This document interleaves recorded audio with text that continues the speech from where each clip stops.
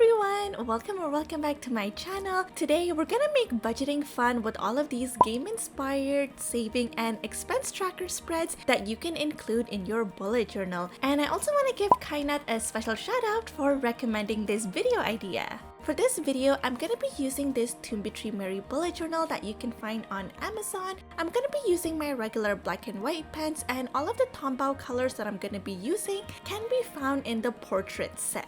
Now, I know that for many people, and myself included, budgeting and personal finance can be quite intimidating or quite stressful. That's why in this video, I wanted to make it a little bit lighter and make budgeting a bit more fun with all of these game-inspired bullet journal savings and expense trackers. Now, all of the tracker ideas that I'm going to show you in this video can be customized to a savings tracker or an expense tracker depending on what it is that you need in your bullet journal. And I personally love gamifying my goals because it just makes me feel more competitive and motivated to reach all of my goals. And the first budgeting bullet journal spread that we're gonna create is actually inspired from the game Tetris, and I like to call this the Get Out of Debtris spread. So the first thing that I did to create the spread is actually draw a layout of a handheld gaming console, and I'm actually gonna use the screen inside that console as my tracker. And what I decided to do is divide that section into 5 equal sections, and this is gonna represent the different milestones that we're gonna reach when we are working towards a bigger goal. And then I'm also gonna draw a couple of different Tetris shapes that I'm gonna use to fill up the tracker, and the amount of money that corresponds to each Tetris shape is totally up to you. This really depends on what is the amount that you're trying to save, and try to pick a value that is reasonable and realistic for your goals. Another way that you can customize this budgeting bullet journal spread is that instead of having different milestones, you can also change it into the different types of savings that you want to contribute to. So for example, instead of having 5 different milestones, you can assign each level to a different category. So whether you want to put more money towards your credit card loan, towards a student loan, mortgage, education savings, etc. So in summary, you can also customize this spread by having different categories instead of having different milestones for one common goal.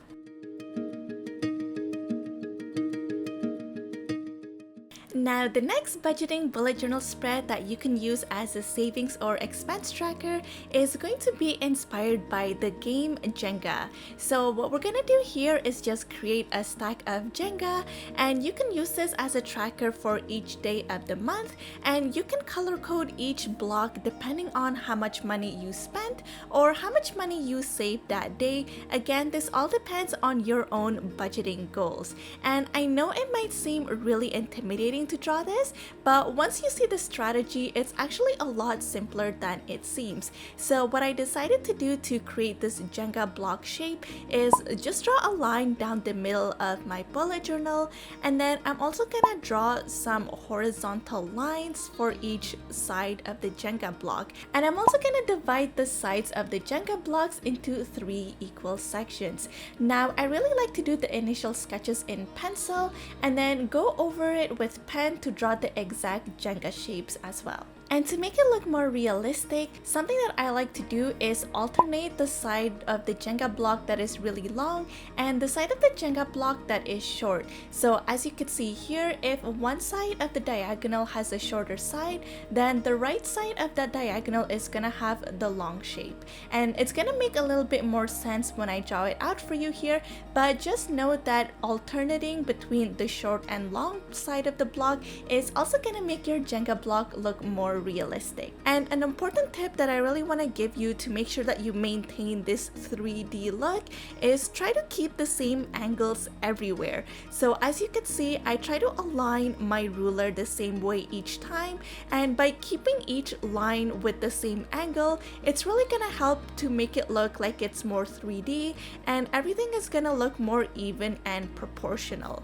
And so you can also have a little bit more fun and have some missing Jenga blocks in the middle, and then you can just make sure to divide it up evenly to 30 or 31 days depending on how many days there are in that month.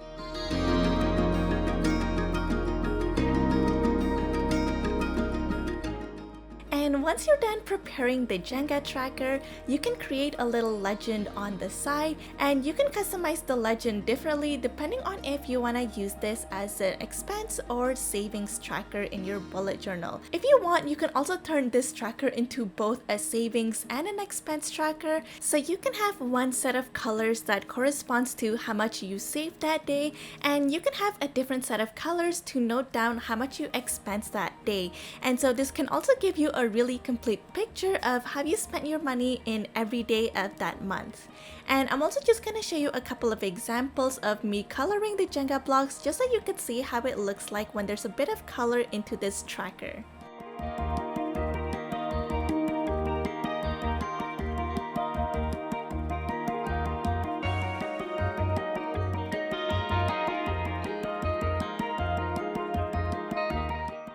So the next budgeting bullet journal spread that we're gonna create for our savings or expense tracker is going to be inspired by the game Connect 4.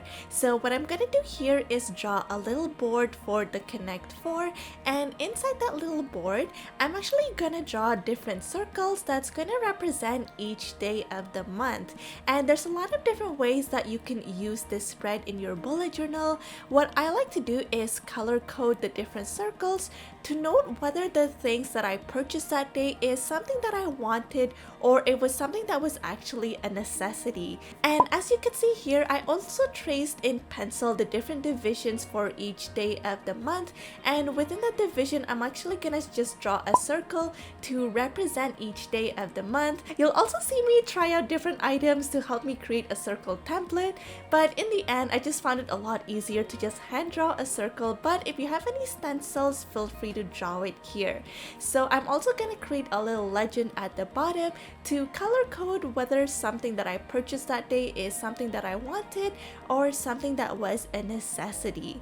I actually created a similar tracker in my January bullet journal setup that you can watch here if you'd like, and I just found it really insightful to be able to look at the different days where I bought something that was a necessity or whether I was buying something that I just purely wanted. And if you have some big financial goals, it might be a bit harder for you to cut down your expenses when it comes to your necessities. And so I really like to look at those things that I'm buying just because I want them and try to see if there's anything that I could cut down in this category. And at the bottom of this Connect 4 board, I also wrote the number 1 to 29 for the amount of days of the month. And I can also write down what are the items that I purchased so that when I'm reviewing this at the end of the month, I can look back at this and see if there were any purchases that I could cut down so that I can put that money towards my savings instead.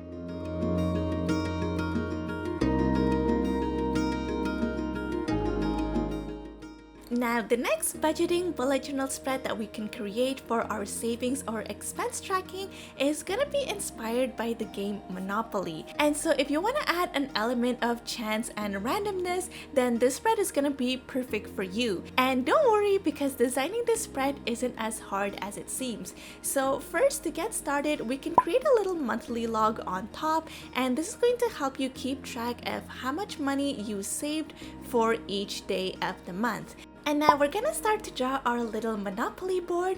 What you're gonna do first is draw a square and then draw another smaller square within that square. And within the smaller square, you also wanna draw a little diagonal rectangle. And this is where we're actually gonna draw the title of our spread, which is gonna be Savopoly. Next, you're gonna create some divisions inside the board. So in the space between the outer and the inner square, you're gonna also divide that section into some squares as well. And so the squares that I have here are 3 by 3 squares. And so you can just do this on each side of the square. And it's a bit hard for me to explain with words, but I think you can visually see what I'm doing here. And on the top part of the square, I'm also gonna create a little banner on top, and this is where we're gonna add our different Monopoly colors. I'm also going to create a little legend at the bottom for all of the different Monopoly colors, and this is going to represent the different categories that we're going to be putting our money into. Under the colored banner of each square, you're also going to want to write down a number, and this number is really going to correspond to the amount of money that you're going to be saving. I also created some little stars or question marks, and this kind of represents the little chance tile that you see in Monopoly. And in the middle of the board, you can also write down the amount of money that a star or question mark can correspond to. And then you can go back to your legend and write out what each color corresponds to. And then you're basically done with your Savopoly board. Now that you have this board completed, if you have a dice, you can just roll it, and wherever you land is the amount of money that you need to save towards that category.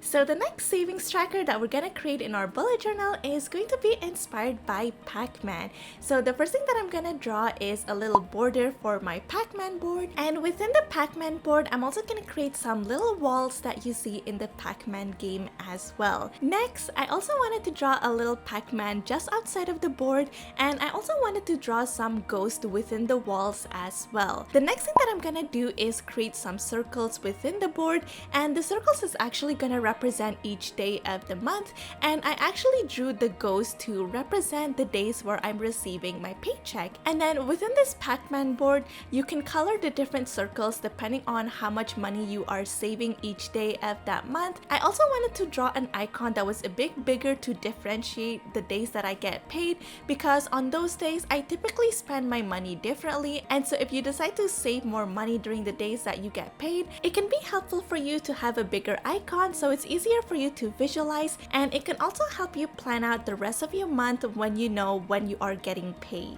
And of course, you can just create a little legend for yourself at the bottom of the Pac-Man board.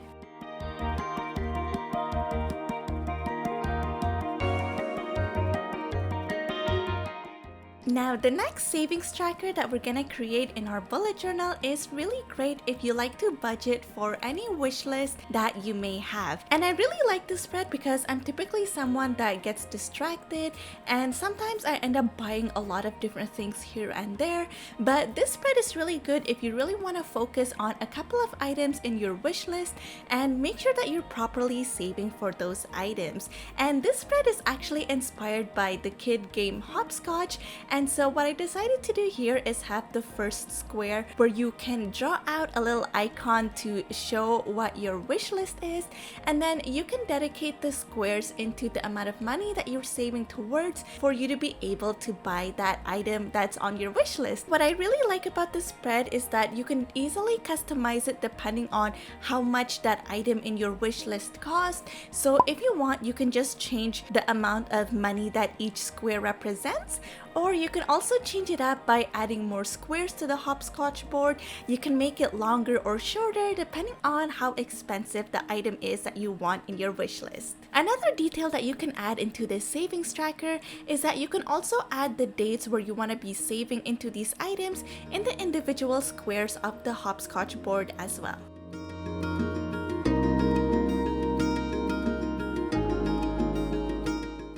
If you have any financial goals, I hope these bullet journal savings and expense trackers was able to give you some ideas and inspiration. I know that the new year is usually the time for setting new goals and resolutions, and if starting a bullet journal is one of your new year resolutions, make sure to check out this video here where I show you how I set up a brand new bullet journal notebook. As always, thank you so much for watching, and I hope to see you in the next video.